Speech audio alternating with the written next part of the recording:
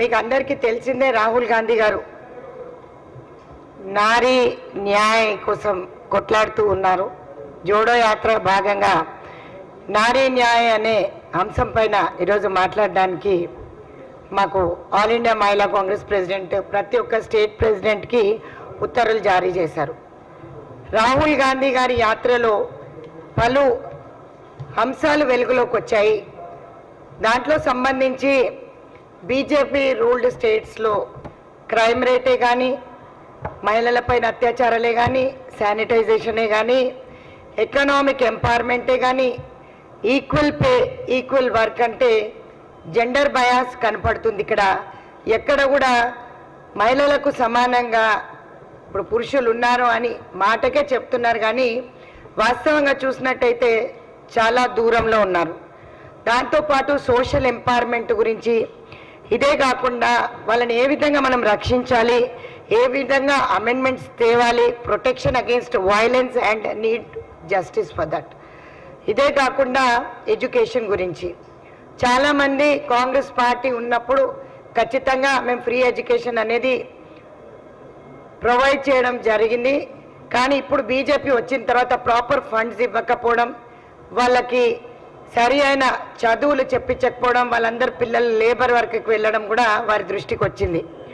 Political ఎంపవర్మెంట్లో అంటే రాజకీయాలలో మహిళలు అని చెప్పుకోవడానికే బాగుంటుంది, కానీ వాస్తవాలు చూసినట్టయితే ప్రాపర్ రికగ్నిషనే కానీ, మాకు ప్రాపర్ ప్లేసే కానీ ఇవ్వడంలో ఎప్పుడు కూడా వెనుకంజ వేస్తున్నారు అనేది రాహుల్ గాంధీకి అనిపించింది.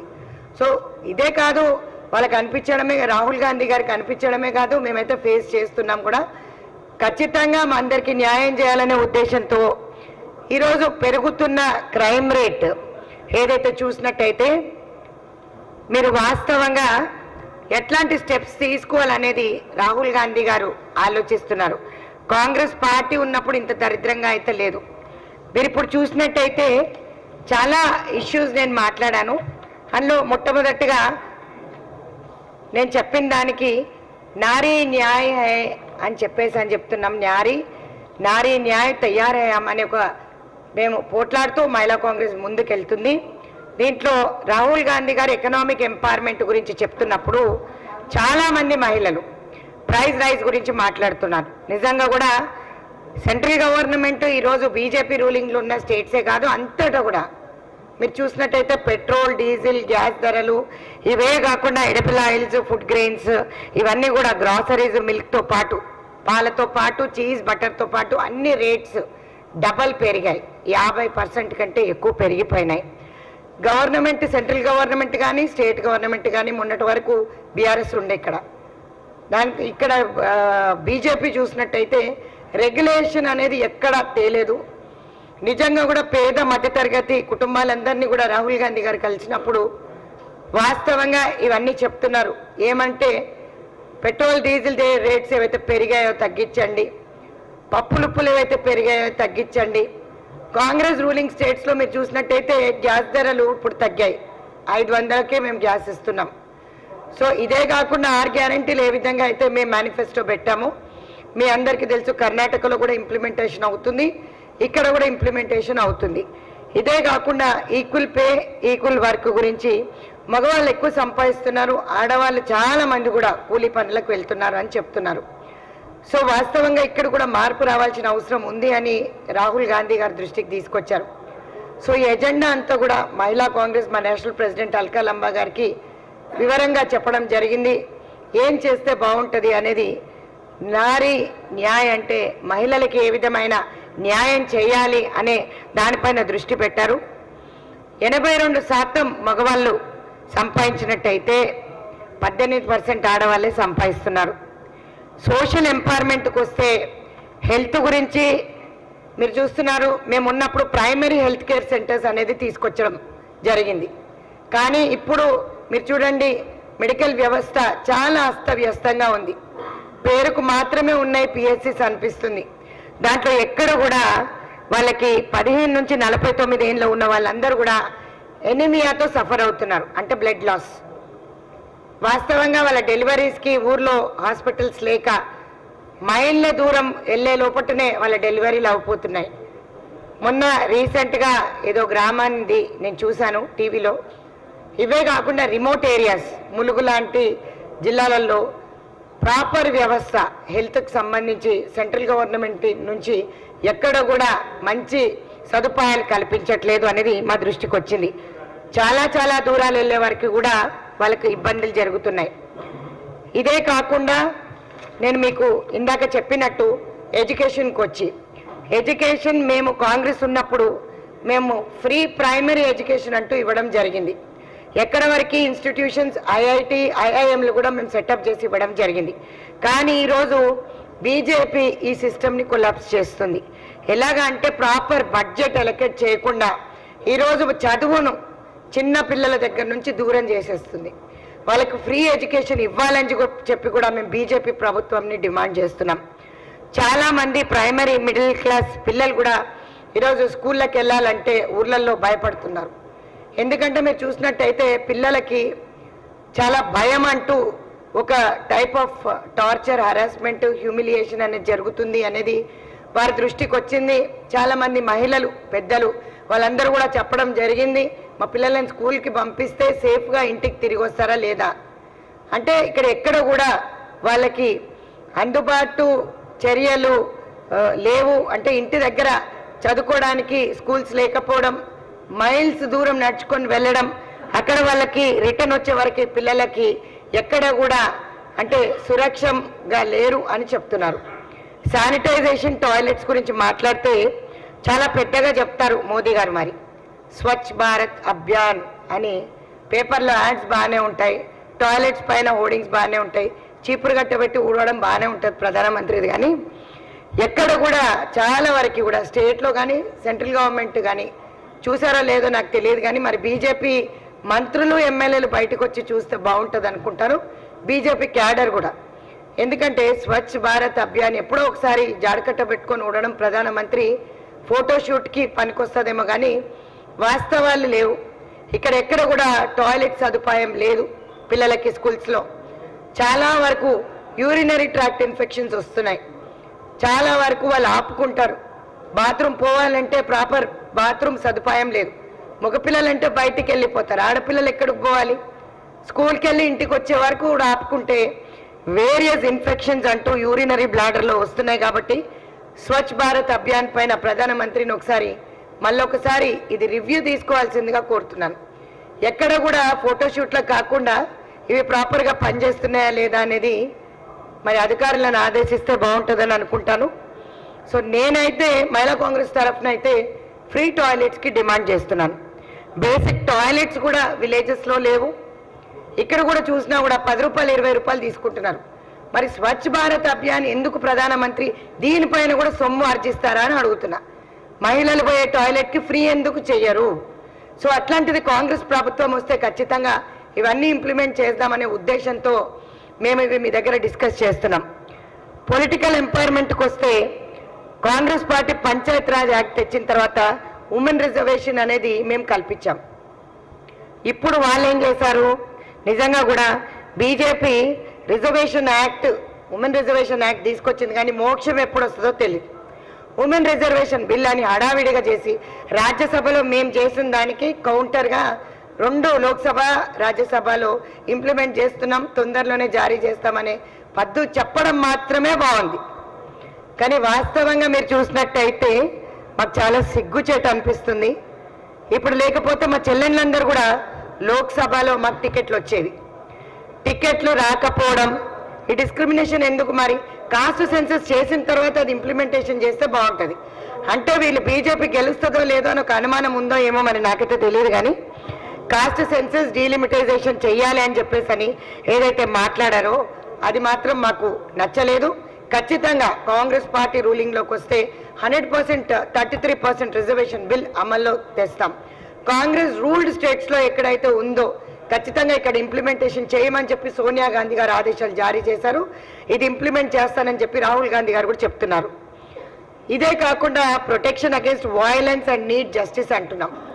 మీరు మొన్న చూసుకున్నట్టయితే బిల్కిస్ బాను కేసులోనే కానీ బ్రెజ్లెస్ కేసులోనే కానీ చాలా వరకు బీజేపీ రూల్డ్ స్టేట్స్లో ఏం జరుగుతుంది అనేది చూసినట్టయితే బీజేపీకి సంబంధించిన ఎంపీలే కానీ బీజేపీకి సంబంధించిన ఎమ్మెల్యేలే కానీ కార్యకర్తలే కానీ ఇవన్నిటికీ ఇట్లాంటి సెక్షువల్ అసాల్ట్ కేసెస్లో, హరాస్మెంట్ కేసెస్లో సెక్షువల్ హ్యూమిలైజేషన్ చేస్తున్న ఇవన్నీ కూడా ఎవరు చేస్తున్నారు అంటే బీజేపీకి సంబంధించిన వాళ్ళే చాలామంది ఉన్నారు. మాకు చాలా సిగ్గుచేటు అనిపిస్తుంది. ప్రాపర్ అమెండ్మెంట్స్ లేకుండా 41A CRPC అమెండ్ చేయమని చెప్పి ఒక న్యాయవాదిగా నేను అడుగుతున్నాను.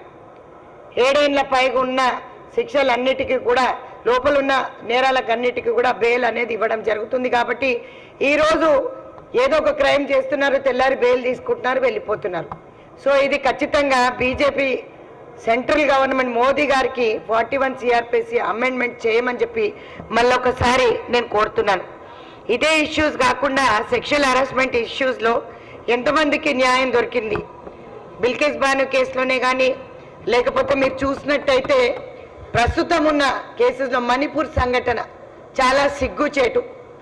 మౌనం వహిస్తున్నారు ప్రధానమంత్రి ఒక తండ్రే కదా. మరి ప్రధానమంత్రికి పిల్లలు లేరు కాబట్టి తండ్రి అని నేను అనలేను, సింగిల్ బ్యాచులర్ ఏమో మరి ఆయన.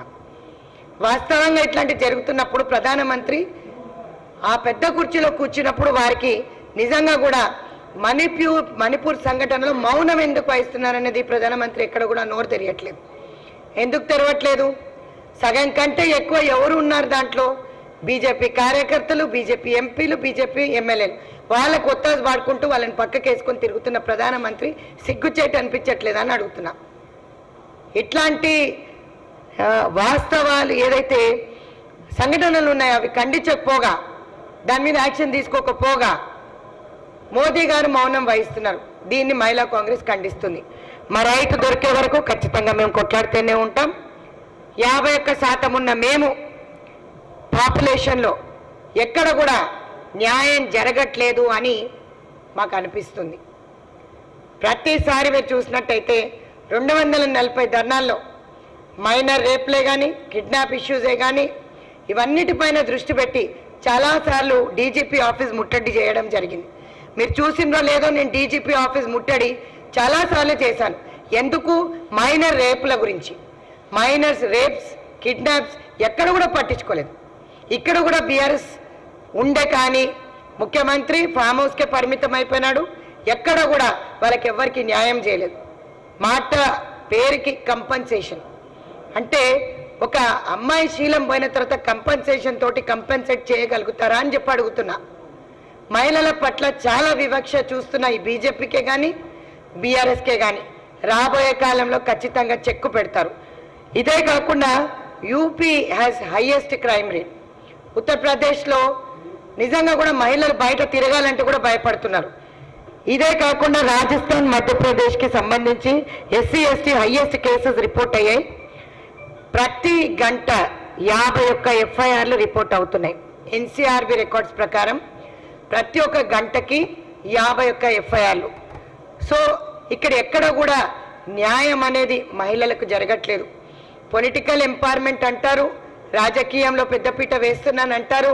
వాస్తవంగా చూస్తే మేల్ డామినేటెడ్ సొసైటీలో మహిళలు ఫేస్ చేస్తున్న ప్రాబ్లమ్స్ అన్నీ కూడా రాహుల్ గాంధీ గారి దృష్టికి తీసుకొచ్చారు. అందుకే నారీ న్యాయ్ పేరు పైన మేము ఈరోజు ఈ ప్రెస్ మీట్ పెట్టడం జరిగింది. నారీ న్యాయ్ ఎక్కడి వరకు అంటే మేము పోట్లాడి మా న్యాయం మేము తెచ్చుకునే వరకు. ఇన్జస్టిస్ జరుగుతుంది, జస్టిస్ మాత్రం దొరకట్లేదు. కాబట్టి ఈ పలు అంశాలపైన ఎకనామిక్ ఎంపవర్మెంటే కానీ, ఈక్వల్ పే ఈక్వల్ వర్క్ పైననే కానీ, సోషల్ ఎంపవర్మెంటే కానీ, protection against violence and we need justice కావాలనే కానీ, ఎడ్యుకేషన్ సంబంధించే కానీ, శానిటైజేషన్, టాయిలెట్స్ ఇవన్నీ సంబంధించే కానీ, పొలిటికల్ ఎంపవర్మెంట్, దాంతోపాటు ఇంక్రీజింగ్ క్రైమ్ రేట్, ఈ పలు అంశాలు నేను మీతో డిస్కస్ చేయడానికి ఈరోజు ఇక్కడికి రావడం జరిగింది. బీజేపీ రూల్డ్ స్టేట్స్ అనే కాదు, ఎక్కడ కూడా మహిళలకు సంబంధించి అన్యాయం జరుగుతుంది, ఇన్జస్టిస్ జరుగుతుంది, కానీ జస్టిస్ జరగట్లేదు. కాబట్టి ఇవన్నీ కూడా కాంగ్రెస్ పార్టీ రూలింగ్లోకి రాగానే ఇవన్నీ కూడా సరిచేస్తామని చెప్పేసి రాహుల్ గాంధీ గారు చెప్పడం జరిగింది. ఖచ్చితంగా మహిళలకు పెద్దపీట ఎప్పుడు వేస్తూనే వచ్చింది. ఈరోజు పదవుల్లో కూడా పెద్దపీట వేశారు. సో రాబోయే కాలంలో మహిళలకు జస్టిస్ దొరకాలని చెప్పి, అన్ని కేసుల్లో సమన్యాయం చేయాలని చెప్పి నరేంద్ర మోదీ గారిని కోరుతున్నారు. బేసికల్గా టాయిలెట్స్ ఇష్యూ చాలా పెద్ద ఇష్యూ. స్కూల్స్లో ఎక్కడ కూడా టాయిలెట్స్ లేవు ప్రాపర్గా. శానిటైజేషన్ కరువు అయిపోయింది కాబట్టి దీనిపైన దృష్టి పెట్టి అధికారులందరూ కూడా ఒకసారి రివ్యూ తీసుకుంటే బాగుంటుందని చెప్పి బీజేపీకి నేను సూచిస్తున్నాను మహిళా కాంగ్రెస్ అధ్యక్షురాలుగా. ఇక్కడ చాలా మాట్లాడుతున్నారు, అప్కమింగ్ లోక్సభ ఎలక్షన్స్ ఉన్నాయి, మరి ఎలక్షన్స్లో ఇవన్నీ సమస్యలే, ఎక్కడ కూడా సముచిత న్యాయం దొరకట్లేదని మహిళలు కాంగ్రెస్ పార్టీ జోడో యాత్రలోనే కానీ, భారత్ జోడో యాత్రనే కానీ, న్యాయ యాత్రలోనే కానీ మా వరకు వచ్చి చెప్తున్నారు. మహిళా రక్షణ అనేది ఈరోజు కరువైపోయింది. అమెండ్మెంట్స్ తేవడం చాలా ఇంపార్టెంట్. చట్ట సవరణలు చాలా చేయవలసింది. కాబట్టి బీజేపీ ఎంపీస్కి ఎమ్మెల్యేస్కి ఒత్తాసు పాడుతున్న ప్రధానమంత్రికి చెక్ పెట్టాల్సిందిగా మహిళా లోకాన్ని కోరుతున్నాను. Thank you very much. నమస్తే.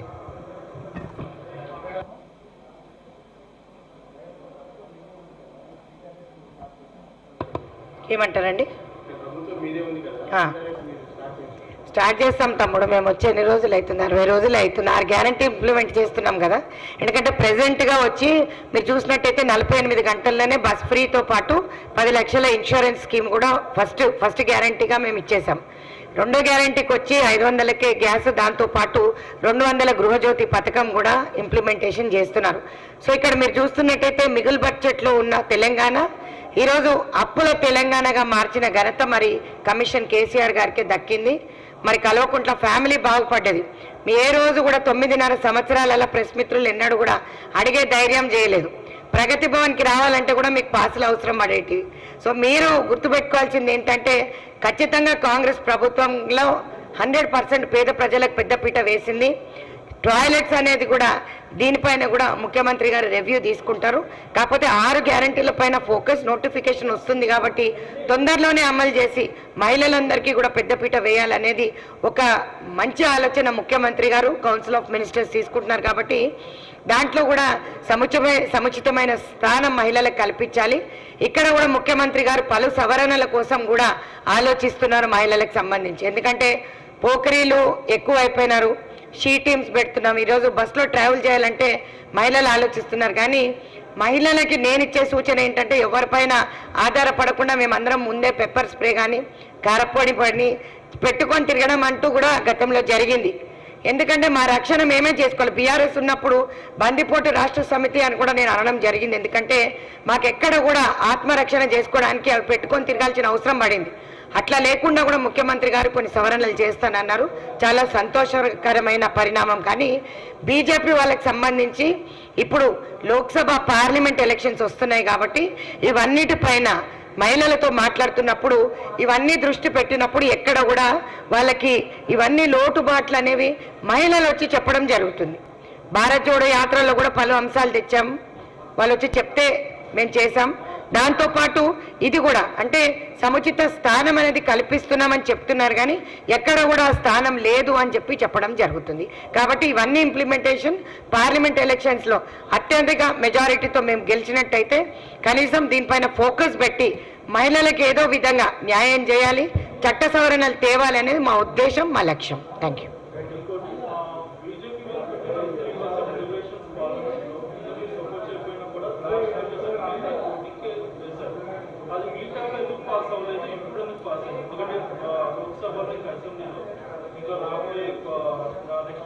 మీరు ఆల్రెడీ చూసినట్టయితే రాజ్యసభలో బిల్ పెట్టింది మేమే. ఎంతమంది మరి జేడీఎస్ కానీ మీరు చూసినట్టయితే చాలా మంది అపోజ్ చేశారు. ఆ బిల్లు పాస్ కాకుండా చూశారు. ఈరోజు మేము మద్దతు అంటే మహిళా ఆరక్షణ కోసం, మహిళా సంక్షేమం కోసం 33% రిజర్వేషన్ బిల్కి ఆమోదం తెలిపాం. కానీ ఇమీడియట్గా ఇంప్లిమెంట్ చేయమని చెప్పి మేము కోరడం జరిగింది.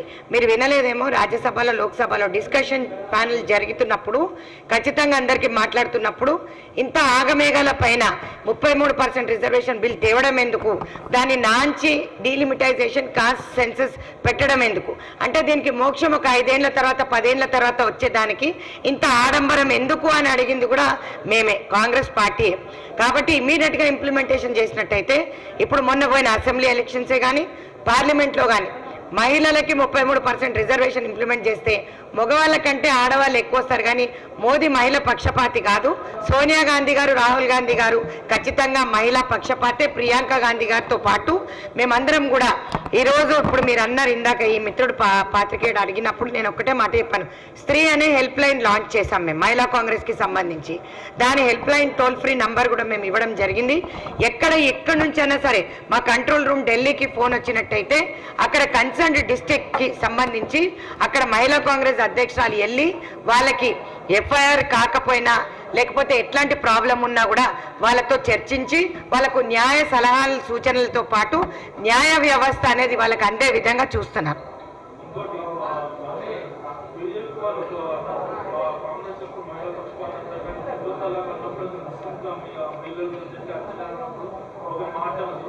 ఎందుకంటే బిల్లు పెట్టినప్పుడు వ్యతిరేకించిన 2 ఓట్లు అది కూడా ఎంఐఎం నుంచే వాళ్ళు సపోర్ట్ దాని వల్ల ఎందుకంటే కాంగ్రెస్ ముస్లిం మహిళల పట్ల అంత నిరక్షరాత వాళ్ళ అన్నప్పుడు పట్టించుకోవట్లేదని హిందూ తలాక్ సపోర్ట్ చేయలేదు. సపోర్ట్ చేస్తున్నారు.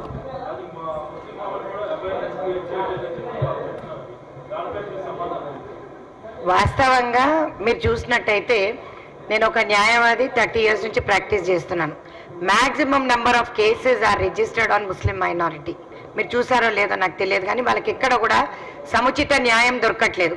వాళ్ళకి ఈజీగా ఎన్ని పెళ్ళిళ్ళు ఉన్నాయో మీకు తెలుసు కదా తమ్ముడు. ముస్లిం లా ప్రకారం 5 marriages, హిందూ మ్యారేజ్ యాక్ట్ ప్రకారం 1 పెళ్ళి. సో ఇక్కడ చూస్తున్నట్టయితే వాళ్ళు ఆడపిల్లలని వాడిన తర్వాత ఇంకో పెళ్ళికి ఎలిజిబిలిటీ వాళ్ళ లానే ఇచ్చింది. కానీ అక్కడ మేము వాళ్ళకి చట్ట సవరణలు తేకుండా చాలాసార్లు కాపాడి మేము పెట్టినా కూడా మోదీ గారు దానికి మోక్షం పెట్టారు అని నేను అనుకుంటాను. ఎందుకంటే ఒక ఆడపిల్ల కాదు, నలుగురు ఆడపిల్లలు బలవుతున్నారు. ఏ చట్టం చెప్పదు, ఏ న్యాయం చెప్పట్లేదు వాళ్ళని మోసం చేసి ఇంకొకరిని చేసుకోమని చెప్పేసి అని. అంటే హిందూ మ్యారేజ్ యాక్ట్ లాగా వాళ్ళు కూడా ఏదైనా ఆలోచించుంటే బాగుంటుంది అనుకున్నాను. కానీ చాలా మందికి south zone, east zone, west zone ఎక్కడ చూసినా కూడా మీరు సౌత్ జోన్ చూసినట్టయితే మహిళా పోలీస్ స్టేషన్ ఎప్పుడు ఫుల్ ఉంటుంది. వాళ్ళకి అన్యాయం జరిగింది. 3 తలాక్ వలన చాలా వరకు డైవర్సెస్ ఆగినాయని అనిపించింది కానీ ఆగట్లేదు. వాళ్ళని they are force to take కులాస్.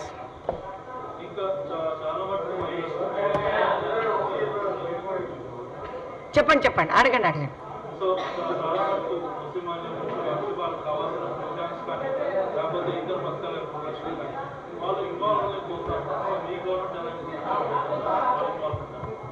Involve కాలేదంటే ముఖ్యమంత్రి ఆ స్కోప్ ఇవ్వలేదు. ఇంతకన్నా బిఫోర్ ఉన్న కేసీఆర్ గారు ఎన్నడూ కూడా 12% రిజర్వేషన్ తెస్తానన్నాడు. మైనారిటీలకు తెచ్చాడా? తెలియదు కదా. అట్లా అబద్ధపు వాగ్దానాలు అందరికీ చేస్తూనే వచ్చాడు. కానీ నేను ఒక్కటి చెప్పదలుచుకునే ఏంటంటే ముస్లిం మైనారిటీకి సంబంధించి మరి అసదుద్దీన్ గారు, అక్బరుద్దీన్ గారు ఇప్పుడు చాలా పెద్దగా మాట్లాడారు. 12% reservation is it possible in the constitution? Is it possible? లేదు. మళ్ళా ముఖ్యమంత్రి గారు ఇంకోటి కూడా చెప్పినారు కాన్స్టిట్యూషన్ గురించి. అంబేద్కర్ రాసిన కాన్స్టిట్యూషన్ మార్చైనా రాస్తాడు.